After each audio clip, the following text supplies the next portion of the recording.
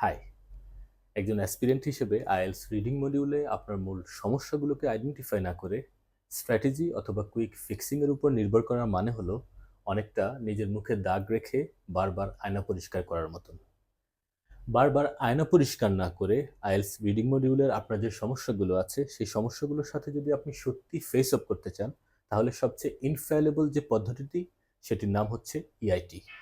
E for evaluation, I for improvisation, and T for time management. Let's come up with the explanations. Evaluation comes first. আমরা সকলেই জানি IELTS reading মডিউলে তিনটি passage দেওয়া থাকে এবং প্রতিটি প্যাসেজেই একাধিক প্যারাগ্রাফ থাকে।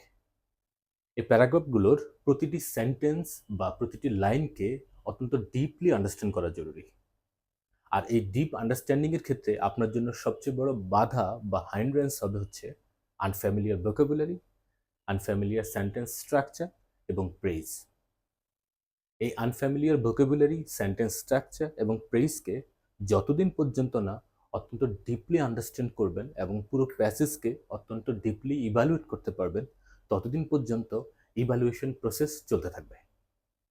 মনে রাখবেন, ইভ্যালুয়েশন শেখার সময় আপনার কতটুকু সময় স্পেন্ড হচ্ছে এবং কতগুলো প্রশ্নের উত্তর সঠিক হলো, এই বিষয়টি নিয়ে কনসার্ন হবার কোনো দরকার নেই। এবার কথা বলবো ইম্প্রোভাইজেশন নিয়ে। আইএলটিএস রিডিং মডিউলে আপনি যখন খুব ডিপ ইভ্যালুয়েশন বা আন্ডারস্ট্যান্ডিং শিখে যাবেন, তখন আপনার একমাত্র টার্গেট থাকবে কতটুকু ইমপ্রুভ করা যায়। দ্যাট মিনস সর্বোচ্চ কতগুলো প্রশ্নের উত্তর সঠিক করা যায়। এক্ষেত্রে একই প্যাসেজকে বারবার ইভ্যালুয়েট করে আপনি ইম্প্রোভাইজ করবেন মার্কসকে, যাতে এটি আটমোস্ট লেভেল বা আটমোস্ট ডিগ্রিতে পৌঁছায়। অর্থাৎ একটি প্যাসেজে 13 থেকে 14টি প্রশ্ন থাকে, আপনার চেষ্টা থাকবে সব শেষে 13 থেকে 14টি প্রশ্নই কারেক্ট করা। Time management, the most pivotal strategy of IELTS reading module. IELTS reading মডিউলে যে 40টি প্রশ্ন দেওয়া থাকবে, অর্থাৎ 3টি প্যাসেজ মিলিয়ে যে 40টি প্রশ্ন দেওয়া থাকবে, এই 40টি প্রশ্নের সঠিক উত্তর আপনাকে ঠিক 60 মিনিটসের মধ্যেই ট্রান্সফার করতে হবে। আই মিন, আপনাকে আলাদা করে আনসার ট্রান্সফারের জন্য কোনো প্রকার সময় দেওয়া হবে না। সেক্ষেত্রে টাইম ম্যানেজমেন্টই একমাত্র স্ট্র্যাটেজি যেটি আপনাকে সর্বোচ্চ পরিমাণ হেল্প করবে। তবে আইএলটিএস রিডিং মডিউল অ্যাটেম্প্ট করার সময় আমাদেরকে একটি বিষয় খুব সিনসিয়ারলি মনে রাখতে হবে, যেহেতু কোনো মাইনাস মার্কিং নেই, সেহেতু you should not let any question আনআনসার্ড।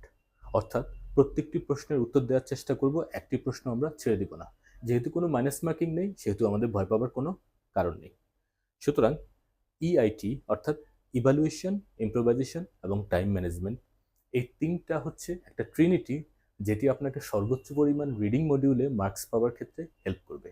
এবং যে সকল স্টুডেন্ট প্রথমবারের মতো আইএলটিএস রিডিং মডিউলে অ্যাটেম্প্ট করবেন, তাদেরকে এই তিনটি স্ট্র্যাটেজি নিয়ে অনেক সিনসিয়ারলি কাজ করতে হবে, সো দ্যাট একটা সার্টেন সময় পরে আপনি সর্বোচ্চ পরিমাণ স্কোর যা আপনাকে দিয়ে সম্ভব সেটি স্কোর করতে পারেন। এছাড়াও রিডিং মডিউল নিয়ে আরও বিস্তারিত জানতে হলে এবং আরও ভালো কিছু জানতে হলে আমাদের সাথে থাকবেন। আমরা আগামী 9 ফেব্রুয়ারি 2025 তারিখে একটি ফ্রি ওরিয়েন্টেশন ক্লাস অর্গানাইজ করতে যাচ্ছি প্যাট্রন আইএলটিএস অ্যান্ড পিটি ফার্ম গেটের হেড অফিসে। আপনাদের সবাইকে আমাদের ফ্রি ওরিয়েন্টেশন ক্লাসে স্বাগতম।